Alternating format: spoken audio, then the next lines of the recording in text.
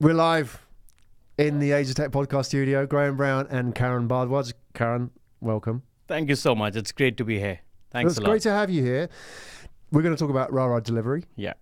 Journey as an entrepreneur. Yeah. Stepping outside the comfort zone of the corporate world into the world of entrepreneurship. Right. So a man who was many years in Unilever, right? Right. How many years were you in Unilever? I was there 4 years. 4 years. 4 to 5 years, yeah. 4 or 5 years. Yes.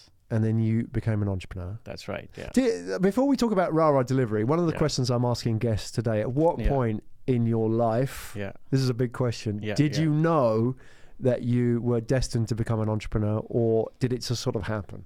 Yeah. I think even when I was in university, right, from that time, I always felt that I liked solving problems, That may sound cliche, but that was basically where I felt that I need my freedom and I want to see the impact. Right. The most important thing, right? I'm nothing against the corporate world, it's great, but I wanted to have much more impact in terms of what I'm doing, eventually, which is where I thought entrepreneurship was really the direction. So at in university? which- yeah. Where did you go to university? NTU in Singapore itself. Right, okay. Yes. Where are you from originally? From India. From India. Yes. When did you come to Singapore? So I came after A-levels. Uh-huh. So I came to Singapore for my university. It Okay. was back in 2009. 2009. So 2009, you were 18? 17. 17? Yeah. And then you came to Singapore? Yes. Was it part of the master plan? Was it part of, I'm going to become an entrepreneur, or you were just kind of happy to go and travel the world and see a bit of it? I think it was more of latter. I won't say at the age of 17 I was clear in terms Right. of what exactly to do. I think that's too early for anybody to know. And, I always believe in exploring out there. Yeah. Look at all the opportunities and see what you like and then, pursue from there. Yeah. So that was really the plan. And I didn't really plan to move out of India. I didn't really plan to Singapore. Dots just kept connecting. Yeah. That's how it happens, right? Yes. It seems very random at the time, but when you're Right. older and wiser, Right. you realize it was part of the master plan. That's right. And now definitely if I look back and Yeah. see how things have turned out, Yeah. it definitely looks like part of the plan. Yes. Makes sense. Where are you from in India? Near Delhi. Near Delhi. Yes. So was it natural for people in your generation to become entrepreneurs? So the people around you, I know it's changing in India, Yes. but there's yes. still many safer alternatives than being an entrepreneur, right? Right. During my times, I would say like 10 years back, not that much. Like a generation, the youth in India would still, they would get a lot of opportunities, consulting, banking, engineering. There are a lot of engineers we know. But now things have definitely changed, like the top universities, the MBA colleges, they are bringing the startup ecosystem into the culture, Right. into the curriculum itself, which is what is changing. Yeah. And now, the startup industry in India is on a boom as well. And Right. there's so many startups coming out of universities itself. So things have definitely changed. Yeah. Yeah. And it's sort of a side conversation as well here in Singapore. Yeah. I think as well, and there is it seems that a lot of the entrepreneurial spirit is being sort of imported in a way. Yeah. It's without getting too controversial, there's a very sort of if you're young and Singaporean, there are many alternatives That's to being true. a startup entrepreneur, isn't That's there? true. And That's safe as well. Yeah, Good yeah. careers, good pensions. Yeah. So a lot of people coming from outside of Singapore and starting businesses here. That's I'm one, right. you're one. Yeah. And they've come from specific communities as well. So Correct. there seems to be a strong representation of Indian entrepreneurs here in Correct. Singapore, very Right. successful, Right. as well as people from other parts of the world. So it all Right. adds to a good mix, doesn't it? That's true. They're bringing in different That's ideas. the good point about Singapore, right? You have a lot of different races coming together and contributing to the growing economy. Yeah. Same applies for the startup ecosystem as well, and which is good because you get different minds and working on different types of Absolutely. ideas that helps the ecosystem to grow. Yeah, so Good. That's great. Well, let's talk about growing the ecosystem in context of logistics and RaRa Delivery. We're going to have Yes. a quick look at your pitch deck, if Sure, you may, sure. Karen. Yeah, So here we go. Rapid Rabbit. So this is the actual name of the company yes, itself. That's right. All right. Yes. I want to ask you a little bit about the problem that you're solving, and Yeah. when you do that, also sort of look at the size of the market, because you provided a lot of data, headline data on what we're looking at here, especially in the context of e-commerce. That's right. right. Yeah. So what is the genesis of Rapid Rabbits first? Right. Where did the idea start? Okay, good. For the idea to start, let me just give you a little more background about myself. myself. We like stories here, Karan, so let's do that. So I was in Unilever, right, after I graduated, and I was basically in supply chain in Unilever. So I worked across all the different sub-functions in supply chain. So I was in planning, procurement, logistics, manufacturing, customer service. I did a little bit of sales as well. In Indonesia, Vietnam, and Singapore. So I was based in all of these markets. Yeah. So having accumulated the experience from different supply chain sub-functions, in 2016, 2017, I was basically managing to end-to-end supply chain for the Unilever e-commerce across the cluster. Yeah, so I was managing Singapore, Indonesia, Malaysia, Thailand, Vietnam, Philippines, and partnering with the likes of Lazada, Shopee across the cluster. Yep. So that's where I saw the real boom in e-commerce, right? And I was stunned with the potential and the opportunity and what so many players are doing out there. And I saw a clear gap and the opportunity in the last mile industry. Yeah, that's where what do you genesis, mean by last mile? Let's define that, because that may not be a familiar term for some people. So last mile is basically delivering the parcels from business's warehouse to the doorstep, to the consumer's doorstep. That's the last mile delivery. Yep. And there are different parts of supply chain in e-commerce, and that's one of the parts. That's not the entire supply chain, but that's one of the part. And that's where I saw a clear gap. And I thought, okay, let me try something there, and that's where the idea originated. Is that specific to Asia? Because you've talked about some, for example, like Lazada. As an example. I mean, that in the grand scheme of things is quite a new player compared to Amazon. Right. You know, in the US, Amazon are well established, 20 years old. Here in Asia, especially Southeast Asia, Lazada, last mile, is it more of an undefined market? What's the situation? For those who don't kind of understand the lay of the land, and you've sat across all these markets, please help us understand, define it a little bit. Correct. So I think the market landscape is different when it comes to logistics. Like if we talk about US, like Amazon has really defined how things work, you know, consumer at the center, and they've put everything in place and owned it themselves, and making sure they have things in control and making sure they're working it out. Because, you know, at that point, there was nobody else doing, they had to make it work. And they thought, why anybody else? Let me do it. That's not the same case in Southeast Asia, right? So in Southeast Asia, there's so many e-commerce players. Not everybody is building their own logistics, which also doesn't make sense because you don't have scale. So that ends up coming to the logistics providers, the 3PLs, who then eventually help these businesses, e-commerce businesses, to manage their last mile delivery. Got it. So compare that to, say, the US. Would Amazon own the logistics providers or not? How would it compare differently? So it's a hybrid, you know. So they have a lot of their own last mile delivery delivery service in-house. At the same time, they partner with a lot of other 3PLs as well.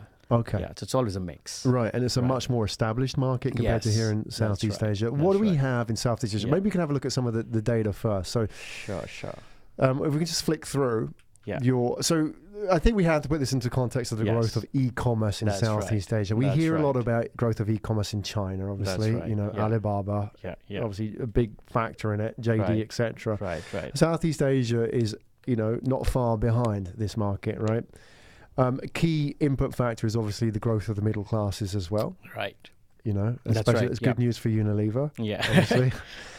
Right. So what we're talking about here, if we have a look at your data here, the market is growing from where you've projected it, if I was to sort of lean across, sort of 13 to 17 billion. Yeah, right now, currently, to almost 3 times that within how many years? 5 years? 6 years? Correct. So that $88 billion is roughly around 2025. Okay. Yeah. All right. So if we would forward 7 years, the market's going to increase by 4 to 5-fold. Yeah. What's driving that, apart from the middle classes? Is it just the middle classes? Definitely. I mean, a lot of factors, right? One is the middle class. The other is the internet penetration. The internet penetration is growing at a tremendous rate. Like more and more people in, let's say, Indonesia and Vietnam, they have more and more people have mobile connectivity. More of them people are going to internet, you know, surfing things, and which is where, and then that's where they realize the convenience factor that the e-commerce brings. So growing middle class, growing internet penetration, the requirement for convenience, all of them comes together to growing e-commerce industry. So if that's grown 4 or 5 times in 6 or 7 years, Compared to, say, let's say the US, has the US had a lot longer to grow that speed? Because I'm wondering, we're sort of playing catch up a little bit here in Asia, aren't we? Definitely, if we were to compare that, they've had 20 years to put that together. Right. Here in Asia, it's happened in a third of that time, right? Correct. And there's no there isn't that established last mile player base used to e-commerce at the same sort of level in US as an example. Correct. Okay. So we can understand where we're coming from. Sure. Yeah. All right. I just want to flick through here because it's kind of interesting that you've already defined the market here in terms of last mile players. We know a lot of these brands as household brands. Interestingly, you're talking about Southeast Asia here. We have, for example, if you look at the bottom left, Takubin being a Japanese company which have a strong presence here. Right. Singapore Post, obviously, old-fashioned postal service. Ninja Van. And then on the other side, you've got Lala Move, who are based in Hong Kong, I believe, right? Yeah. Okay, and GoGo Van, I'm not sure where they're based. But can you tell us a little bit about what the market is like now? Right. Okay. Let me just take a small step back. Let's do it. Yeah, small step back. And let me come to this slide when we talk about the logistics players, right? But for us to be really able to understand RaRa and understand what the market landscape is, we need to talk about customers. Yeah, we need to talk about customers. So what I mean by that is, if you, let's say, think about 20 years back, right? 20 years back, nobody really expected that, I can just order a shirt online and then it'll show up at my doorstep. What, really? I don't need to go to a shop, right? That was usually the perception, right? And today it has become like a norm, a standard, right? Consumers have gone used to the way they shop online, and it is part and parcel of their life, right? So the consumer behavior has really changed, right? And now in today's time, in the last 3-4 years, with the advent of shared economy model, that consumer behavior is changing much faster, right? So what I mean by that is, if I need a taxi, I need to go somewhere, I book a taxi, 30 seconds, boom, it's downstairs, right? If I want to order food, I order food, 30 minutes, it's at my doorstep. Now, all of these experiences are actually changing the consumer behavior. And with that changing consumer behavior, the consumer expectations are increasing a lot, right? Now, if you talk about online shopping, right? Now, if you talk about online shopping, the standard right now is 2 days delivery, 3 days delivery, right? Like if you order whichever website, abc.com, you order something, you'll get it after 2 days, you'll get it after 3 days. And that's a standard. But what I believe, what we foresee is that's not going to remain the standard, let's say after 5 years. Forget 5 years, after a year. That's not going to be standard anymore. And that standard is going to change, right?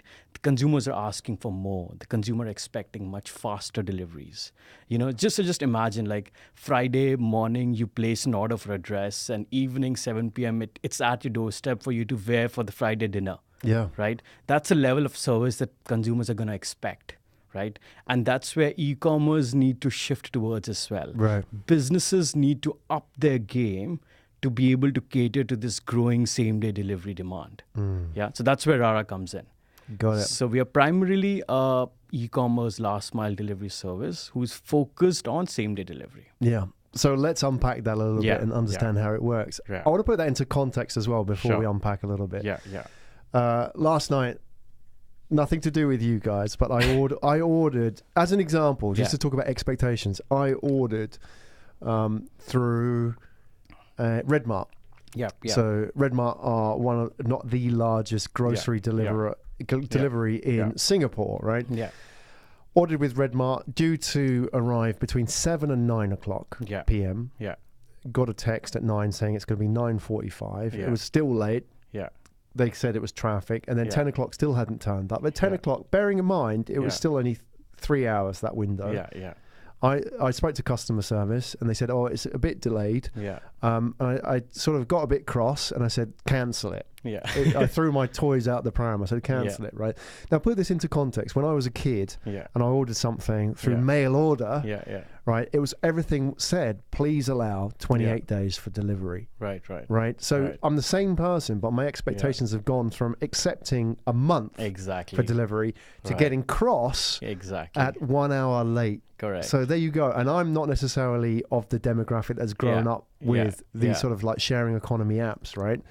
So it just shows you how much now. And the interesting thing is that I think that you're completely right. The expectations are the key. Yeah. Where we thought 2 or 3 days is actually a good thing, now consumers are going to get crossed. Exactly. They want it now. Correct. They want it the same day. So tell us a little bit about how you're dealing with that. Right. Correct. So totally aligned with that. With your experience, I've personally faced that as well. And that's going to be how it'll be, right, moving forward. So now, if you talk about the logistics landscape, right, the slide that you were showing earlier. So there are 2 types of logistics players out there in the market. Right. Yep.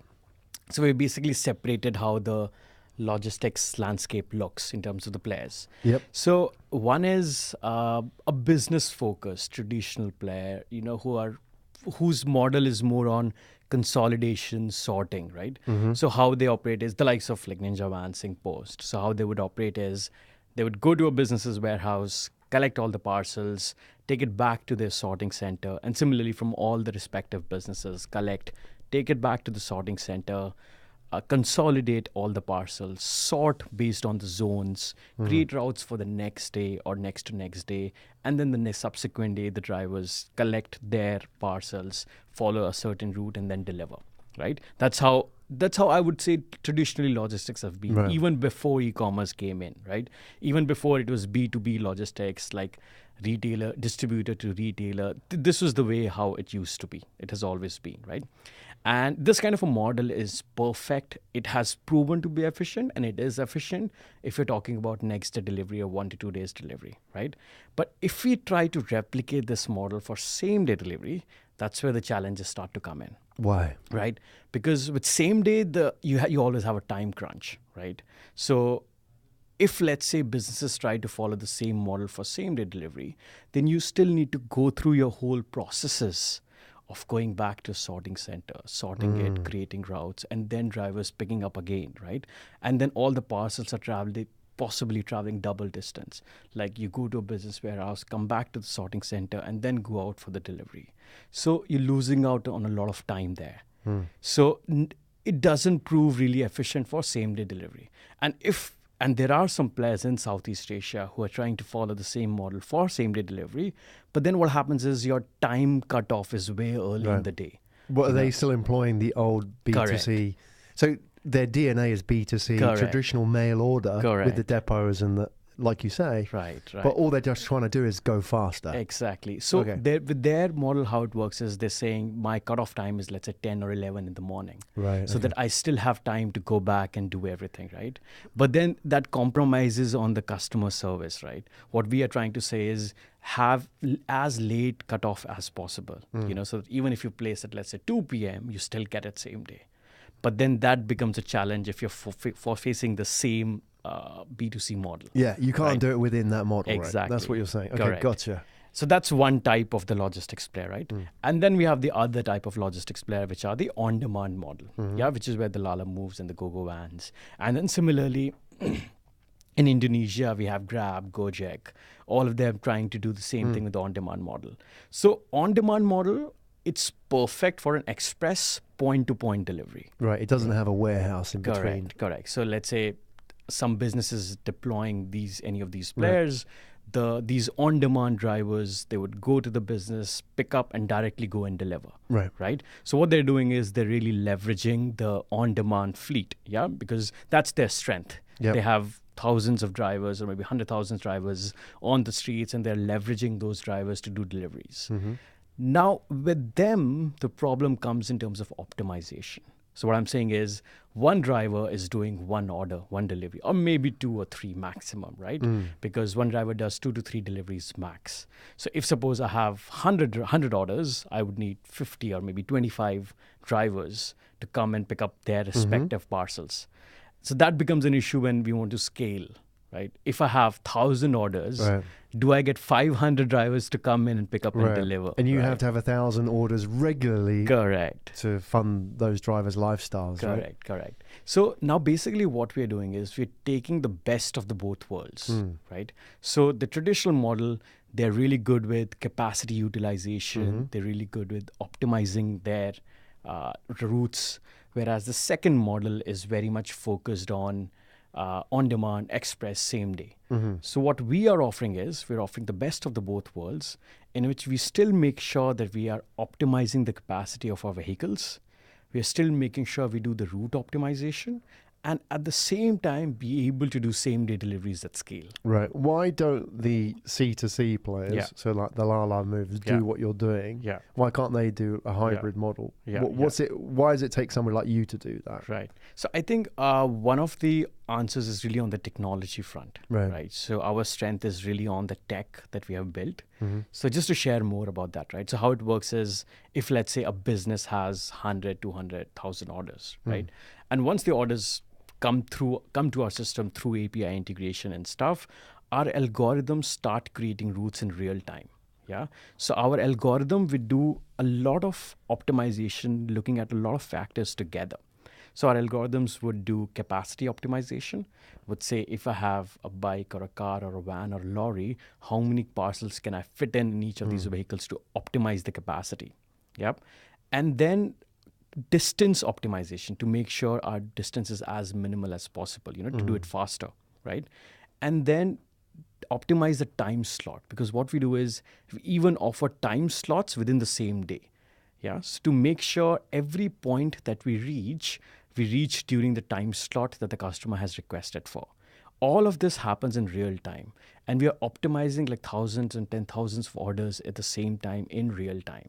So that technology is what differentiates us from just, on-demand matching of orders. Right. Yeah. Okay, is that an AI-based algorithm? Yes. How is it learning as well as it goes on? That's right. So we started with our own proprietary algorithms, like our algorithms that we built from scratch. And now, as and when we're getting more orders, the algorithms are definitely learning itself, and it's getting better and better.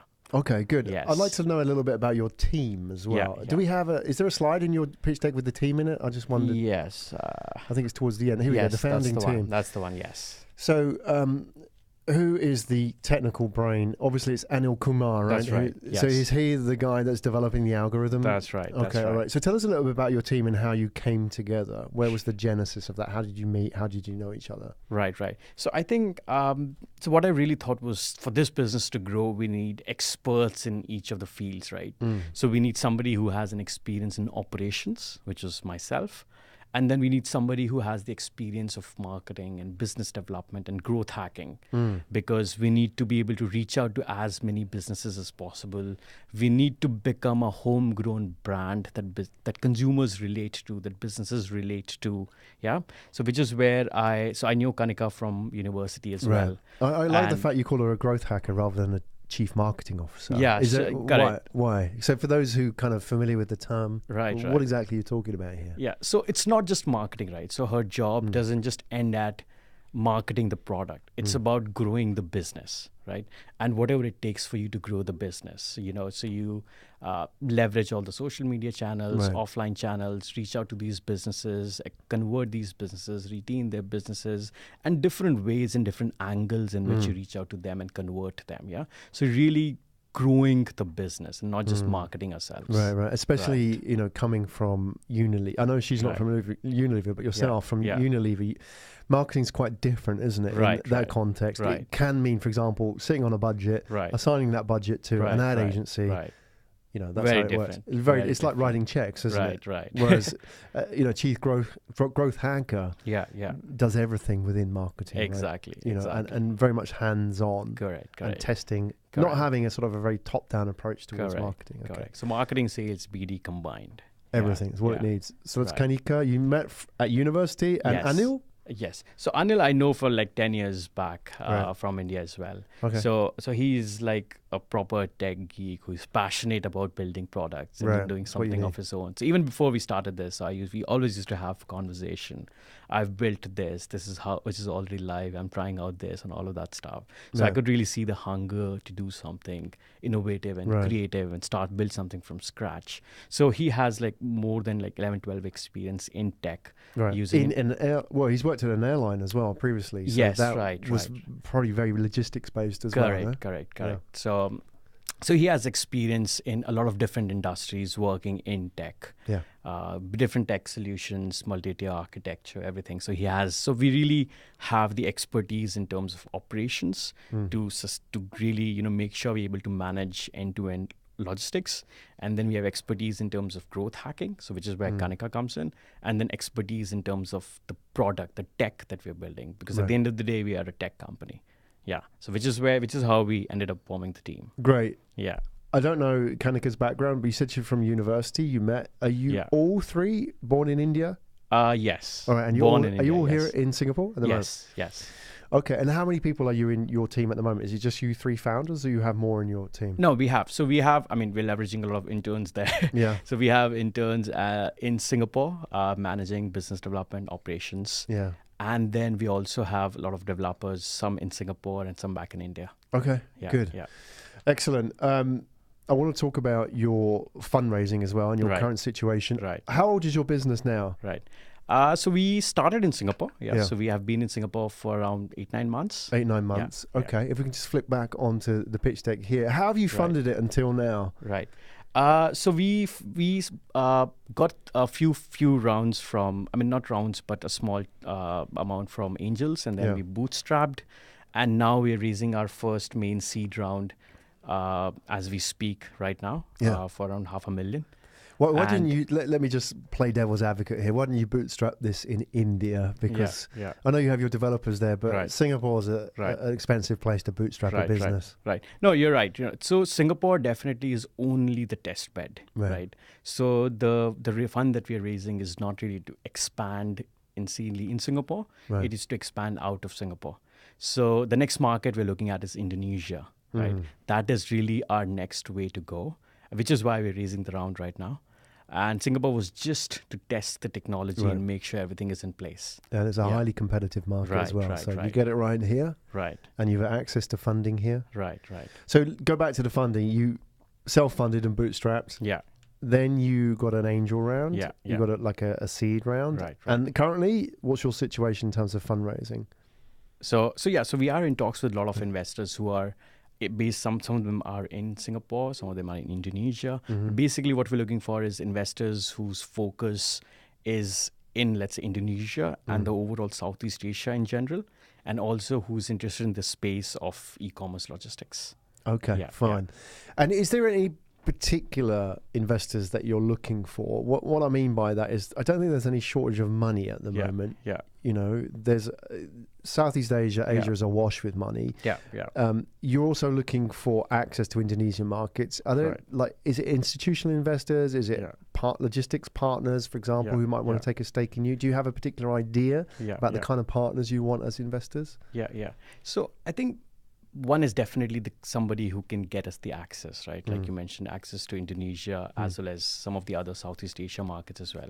So what we're looking for is investors who not just bring in money, but also mentorship is definitely one thing which we expect from the VCs, and the guiding line towards where, and the vision which is aligned between us as well as the investors, which is very important for us. And then somebody who can bring connections and access to these markets. So technical kind of investors who understand the technology industry, who understands the e-commerce logistics industry, and who believes in the much, much longer term vision that we're looking at. Great. Right. Let's talk about your team as well, because you must be expanding. Yes. So always curious to know what kind of people you're looking for. Yeah. Do you focus on the hard skills that they bring to the team, or do you focus on the attitude of the person to join your team? Do you have a specific shopping list of people that you want to join your founding team, so to speak? Yeah. Because there are people who will watch this and say, "Hey, look, I want to help. I want to be part of this. I get, Karan, I get your vision and where you want to go with this. I think I can help." Yeah. Over to you. I mean, in terms of that sort of recruitment, do you have specific needs, or is it more the personality you're looking for? Yeah. So we are definitely hiring at this point, right? So we're hiring developers in India. We're hiring operations, marketing, like senior key leadership positions in Indonesia as well as in Singapore, right? For me, I think in terms of who I'm looking for and who we as a team are looking for, one trait that I look for mainly and badly is the hunger. Let's define that. Is the hunger, because is that on the CV? Can I see that on somebody's CV resume? No, it's definitely not on CV. I mean, CV is just to get an interview, but it's the discussion that we have that really tells us about that hunger, because I feel that you need one set of hard skill, whether it is in terms of marketing or in terms of logistics or in terms of technology, but that's not enough to work in a startup. Yeah. Because in a startup, what you need is to go beyond what you already know in order to contribute to the startup's success in a long term, right? So, for example, I mean, I didn't have much experience in tech or marketing, but I'm learning myself from all of the people around. And same applies to our marketing people, who get their hands dirty in operations as well sometimes. So basically, it's about hunger to really learn and grow themselves as well as the business, and who's really curious, to be part of this journey, to really get their hands dirty, to really learn and really do whatever it takes to move in the right direction, to move forward, right? And which is definitely, I think, it's more important, especially when you join a startup at this early stage. Yeah. How do you identify that at that early stage when you're talking to potential candidates? Yeah. How do you identify the hunger when it's not on the CV? Right. And you talk about curiosity. All these are very important traits. Right. Are there specific questions you would ask? Not giving the game away, but are there specific things you look for that they've done, or the things that they say? Because this is really pitched at other founders. How do they? Because this is always a challenge, isn't it? Right. Sometimes you don't know until they start, and then you realize there isn't a good fit. Right. So that's one way of doing it, but that can be quite costly in terms of time. What's your own sort of strategy in that? Right. I mean, it's definitely a gamble at the end of the day, right?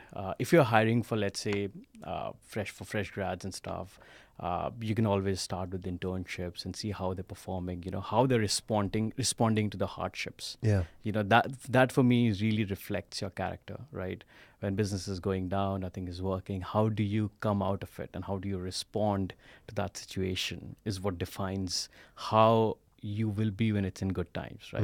In good times, everybody's good, happy, world is nice, it's good. But what happens when it's not good? Yeah. So you can see for a junior roles, you can always see from the internships perspective. Right. But then for the senior roles, and that's what we're looking for, it's, like I said, it's really difficult unless, you work with the person. So at the end of the day, you always need to get it out from your interviews and stuff.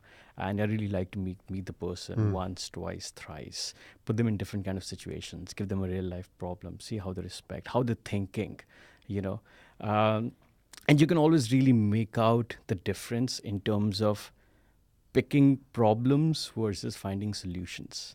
Right. What's the difference? Explain to me. So one is you have a situation and one approach is, okay, this is not right, this is the problem, what do we do? Right. Yeah. And the other is, okay, what do we do to solve it? Right? How do we come up with a solution? What's next in thinking, whatever is done wrong, because you always have screw ups, right, in startups, but how do you fix them, right? How do you fix them in the immediate basis, and how do you find a long-term solution? So having that knack of finding solutions and making things work in whichever form they are, that is something which is very important. Yes, and that's not something necessarily you can learn or are trained into. Correct. That's almost like a character trait, isn't it? Correct. When you present them with a challenge, right. how are they going to come back to you and say, well, we can't do this because of X, Y, and Z? Exactly. Or are they going to say, okay, maybe I don't have all the answers, right, but let's try this. Exactly. And that's what you've got to do. And it's very different, isn't it, coming from the corporate world where you have to have everything kind of there for you and have all the resources. Exactly. And here it's a very different world. Correct. So resourcefulness, like you rightly said, how do you find the solution? You may not have the resources, you may not have the budget, you don't have enough people, you might not have connections, but how do you still make things work?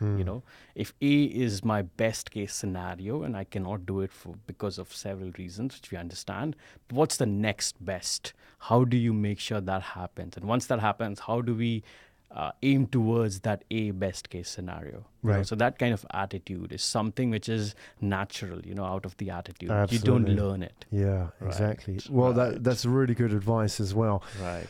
Now, I want to ask you the ATP question of the day, which we've asked all our founders today. Okay. Yeah, and you kind of, in a way, I think you've kind of alluded to the answer already. Yeah. But a bit of role play then. I'm an 18-year-old Karan, and I'm 18. I'll be going to university, maybe. Or maybe somebody says to me, so I'm faced with all these life choices.